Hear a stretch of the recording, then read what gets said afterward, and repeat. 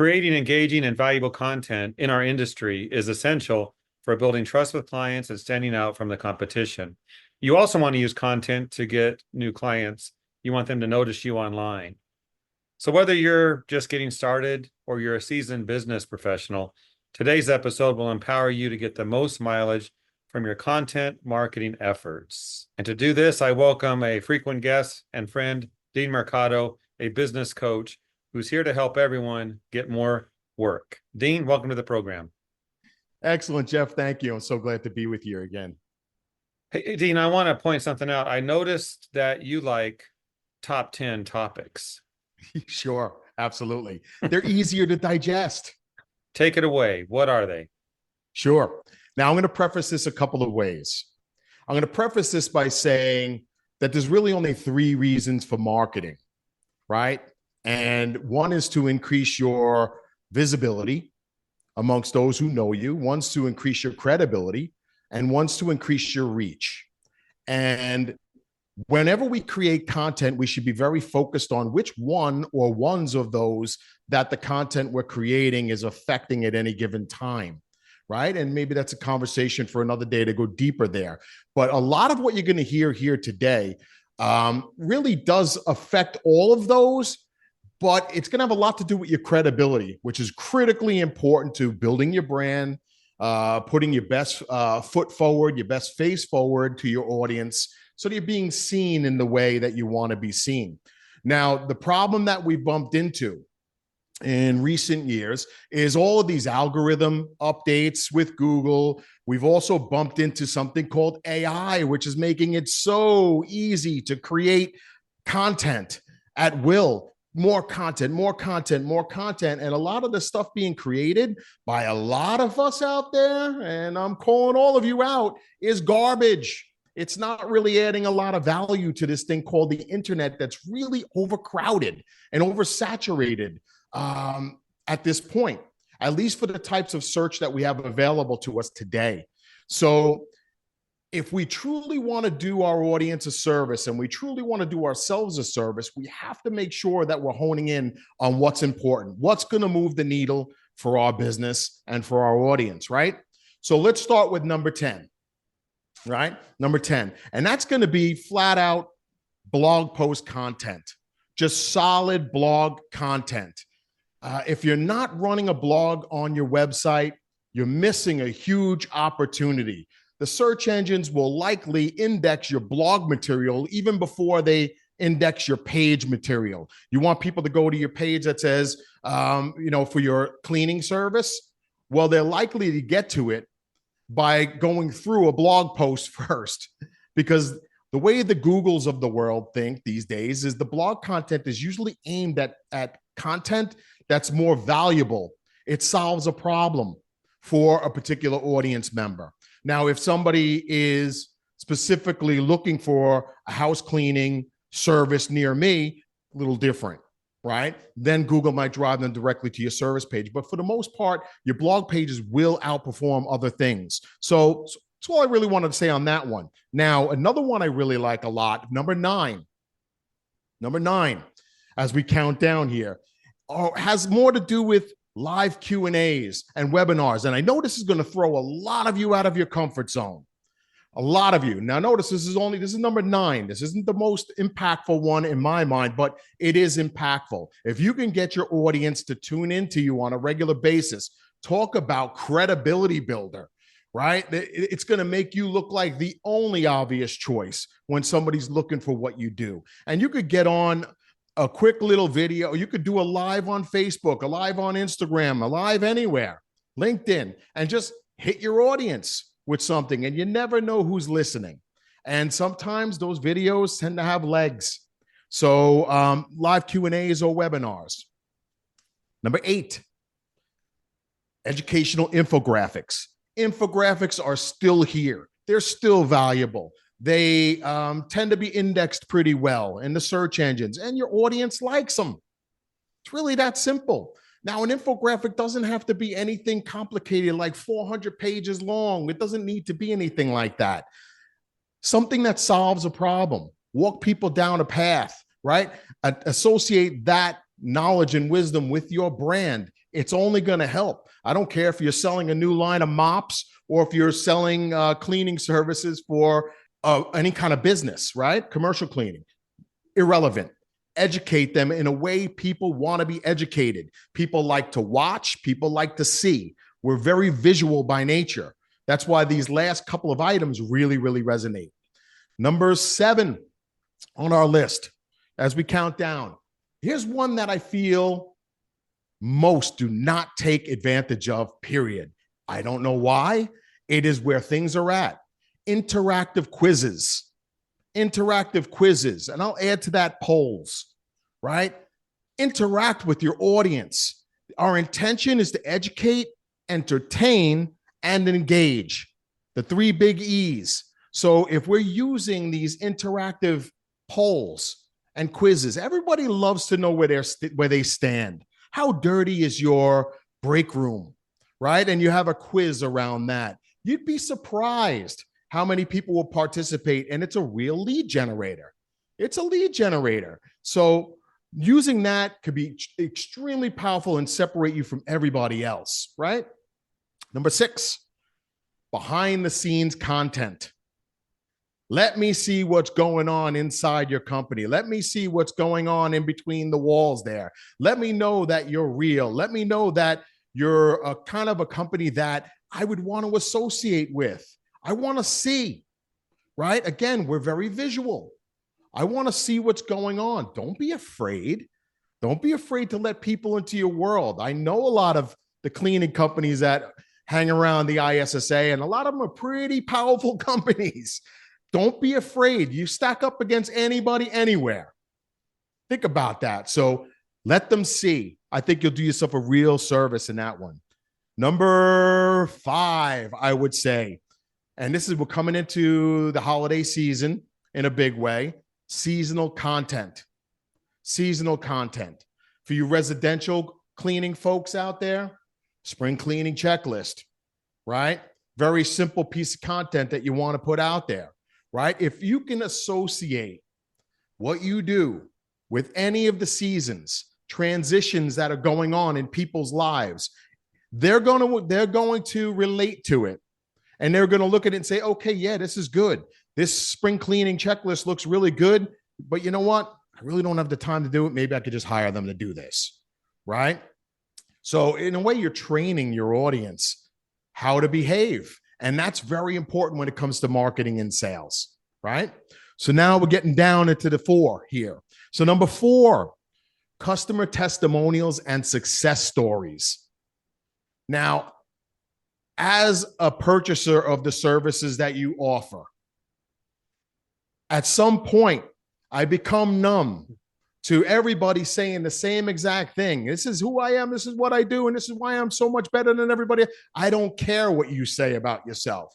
I care what your audience says about you. That's what I care about. I want to know what others who've used you have to say about you. It's really that simple, because we want to know that we want to know how they're perceiving you, because we don't want to be that outlier that is making a decision like that, and then, oh, we made a bad decision, and then have somebody second guess our decision and say, well, did you check them out? Did you look at reviews? Did you do this? No, I didn't. So the more you focus on those customer testimonials, and it doesn't only have to just be a review on Google. Think beyond that. How could you use these testimonials? Are you using them in your email marketing? Are you using them in your social media marketing? Where are you using all of this stuff? Use the content. Are you using different formats for those testimonials, like video? Try different things on, right? Very, very powerful. Number 3, something some of you may be familiar with, but you probably don't use it very well. How-to guides. How-to guides. Yeah, I know. We don't want to, sometimes we think that, well, we're over-educating them. They're not going to need us if we tell them exactly how to do it. I'm telling you from experience. I'm the guy who hires you. Right? I'm the guy who buys your services. I just want to know that you know how to do it. You know, so by you telling me how to do it, that's all you're doing for me, is you're justifying for me that I would be making a good decision if I chose you. Right? And again, it allows me to climb into your expertise. It allows me to perceive you as the only obvious expert in the room, right? So when I'm looking for a way to differentiate you, because I want to know that the choice I'm about to make is the best one. So that's what the how-to content is going to be for me. So again, look at how you're distributing that content. You creating a blog post that's a how-to and just throwing it on your website and that's that, not going to cut it. How are you letting people know that that piece of content is available? We do a podcast here. Jeff doesn't just throw it on the shelf and leave it there. Jeff makes sure he tells people about it. And he has multiple channels that he does that on. That's what you need to be doing. You need to have a strategy on how you're rolling all of this stuff out. So the how-tos are still very valid because the search engines also want to see you as the expert. That's the content they're going to showcase, are the experts, right? Who they perceive are the experts, right? And they're perceiving it by what others say about you. So if others say you're an expert, Google's looking at it and saying, yeah, they probably are. And they're going to rank you better, right? So this all ties together. Search engine optimization, it all ties together. How your clients respond to you, right? How you convert, your conversion strategies. Number two, as we're getting down into the nitty gritty, we love what I call transformation.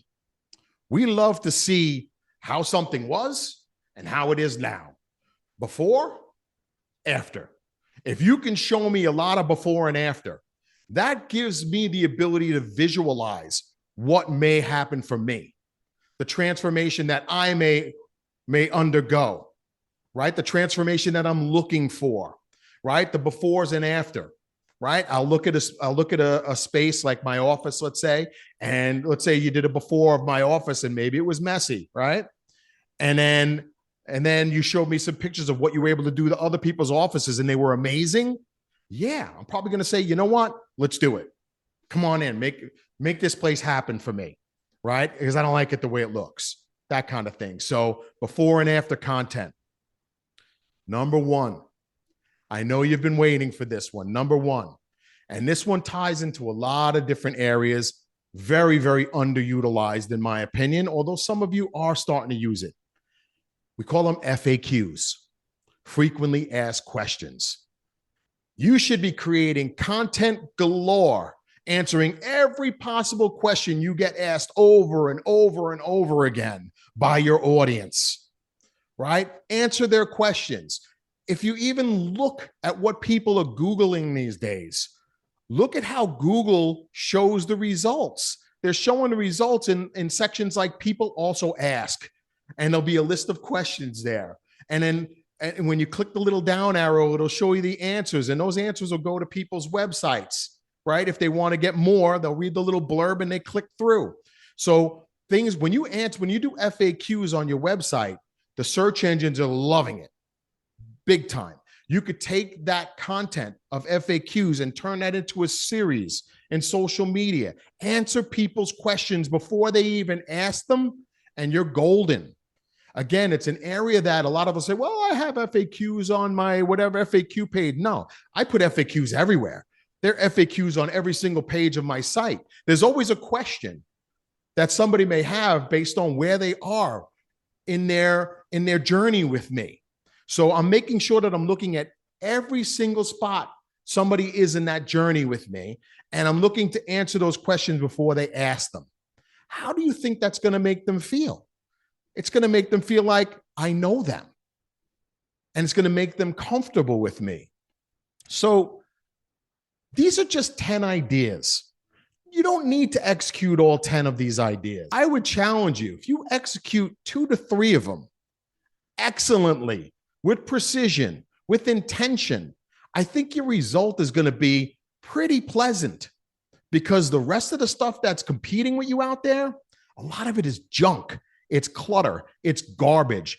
Don't be that person putting more junk clutter. And I know AI really makes that exciting and enticing for us, right? But remember, we're in an age right now of the internet that people want to be edutained. Education plus entertainment. You merge those 2 words together, you get edutainment, right? And I would add to that engagement. People want to engage, right?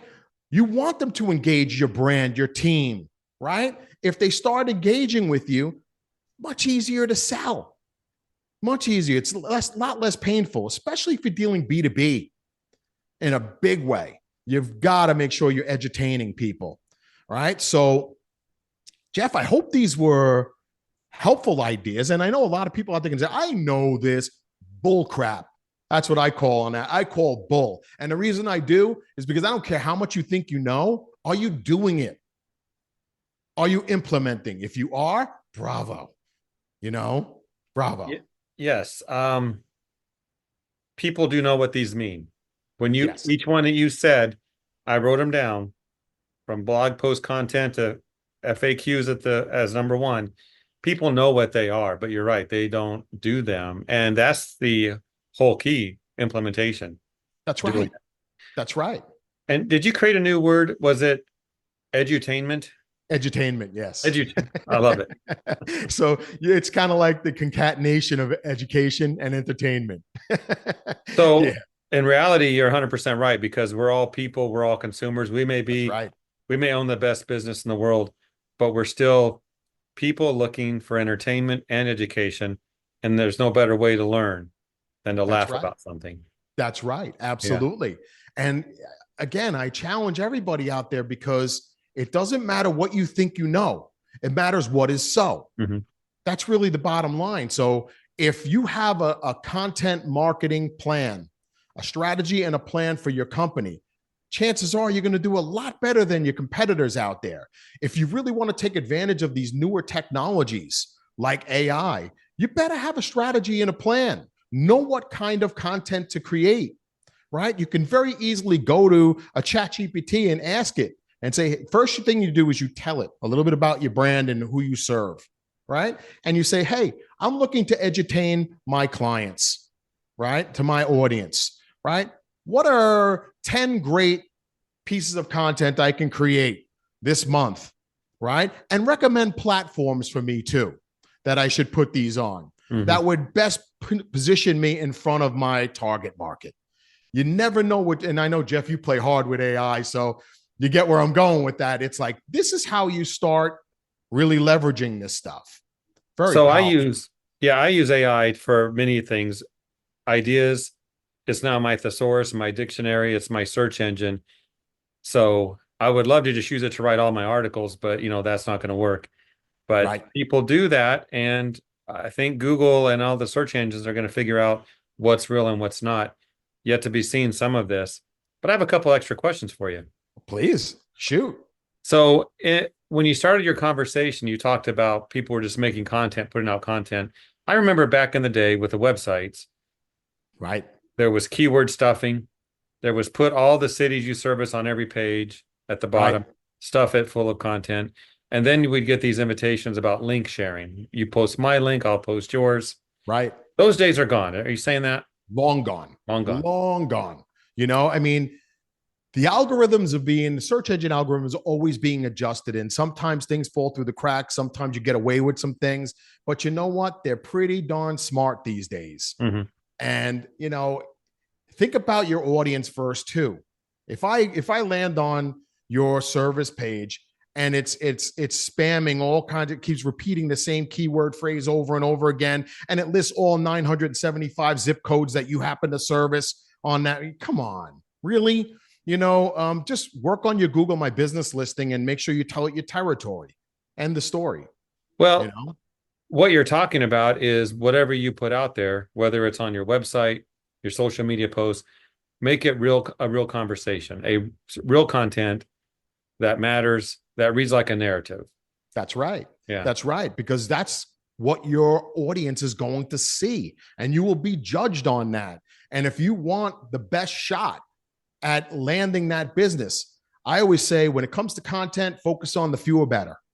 The fewer better. Fewer pieces of content, but better pieces of content. Mm-hmm. You don't need to post all day long every single day. That's just clutter, right? But if you give me that one piece of valuable content, even if it's just one a week, I'd be much happier with that, right? And the bottom line is, I don't care how many followers you have on this channel or friends you have. It makes no difference to me. How are you converting? Are these things converting into real, genuine leads that are converting into sales? If they're not, we've got a problem, right? And that's what we're talking about here. Well said. Yeah. My last question, we're about out of time, but it's this. You mentioned 10 things Right. for your typical cleaning service or any service business, I suppose, in-home service. If you were to, and you mentioned you could just pick a couple and do them. Yeah. What are your favorite three? If you were to start a cleaning business today, Dean, what three would you do first? Ooh, I mean, FAQs definitely, because FAQs are going to give you a tremendous amount of bang for the buck in the search engines. It's also going to, if you use it properly and you distribute those FAQs through email marketing with your prospects, through social media channels, you can get a lot of bang out of just answering somebody's questions very succinctly, clearly, right? And you get a lot of bang there. Another one I really, really love, I would say I want to hear success stories. I want to know what's going on. You know, I want social proof that if I hire you, I have a good shot, you know, because I see myself kind of similar to that business over there, that I'm going to have a good shot at maybe also having the same result. And I think that's really, really important. Now, just one more. Yeah, I mean, before and after is good. How to is good. Seasonal, you're coming into that now, but Dean can't pick another one. He's stuck. You know, give me something different. Give me the interactive polls. Give me the interactive quizzes. That is different, right? Everyone you know is producing how-to content, right? You all know a lot of people. Just walk around, come to the event in Vegas in November and ask everybody, they're all doing how-to content, right? What can you do that's going to make you stand out from everybody else? So I would go there. I would probably go to the quizzes and polls. Quizzes and polls. Let me find that. So that's here. FAQs. Then it was. No, I got it. I got it. So stories. You have FAQs, testimonials or success stories, and interactive quizzes and polls. That's right. Because people want to know. They want to know, number one, that you're different. They want to know that you're better. They want to know that you know what you're doing, right? But they want the social proof. They want to hear somebody else say it. Yeah. And you know why you chose those, Dean? Why? Because it fits you. Maybe, yeah. Maybe. I mean, as a business owner, great point.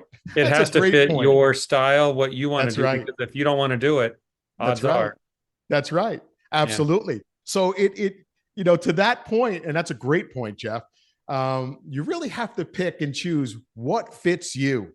What do you have the wherewithal to do? But keep in mind what differentiates you, what edutains your audience in the way that they want to be edutained. But no matter what content you create, it's about how you deliver it that makes the difference. It's all about the channels you're choosing, right? And how you're delivering it on those channels. So if you're going to use email marketing, you better become great at writing email, right? Because people get so much email these days, it's clutter. Same with you're going to post on Instagram or Facebook, same thing. It's clutter, right? And very short shelf life. And you have to recognize that. So going after things, and it is a combination of all these that fit you and fit your audience are key. Yeah. And you didn't talk about, you just mentioned emails. You didn't get into that. You didn't get into videos or podcasts. We're doing a video right now. Yeah. But there's so many more than your top 10. I guess we need a top 20. Oh, we can go on and on and on and on. But recognize that these are the types of content, not the delivery mechanism so much. So not like I could take a how-to article and I could put it on a blog. I could put it on a podcast. I could put it on an email marketing series. I could distribute it in a number of different ways. It's just the kind of content. That's why I was saying with FAQs, I love those because I could create an automated series in my CRM to distribute those FAQs one every other week, right? And just deliver that to my audience. And at some point, I'm going to hit that nerve with my audience, and they can say, "That's the problem. We got that same problem. I have that same thing going on here. Let's see how they solve it." That's how the game is played. So So the types of content, and then there's those delivery mechanisms, right? So making sure you understand that all of these can be used in a variety of different ways, right? And that's why I said you only really need 2 to 3 of them and you're good, you Yeah. know?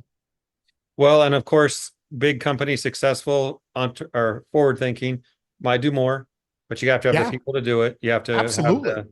the muscle behind it. So, well, Dean, this was Absolutely. good. Yeah. We got our top 10. Hopefully everyone watching will do at least their favorite three and make it work. Yeah. And when Jeff posts these, folks, put in the comments. Let us know which ones you're using. What's working for you? Now, keep in mind also, these come from 20 years of coaching people in your industry. So I've seen what works, I've seen what doesn't work. And that's why there's this top 10 list, right? I could have used a lot of other things that I do for myself personally, but it may not work for you, as Jeff was alluding to before. You Mhm. know, so take that for what it's worth, and good luck. But differentiate. Go get them. Edutain. Good points. Thank you, Dean.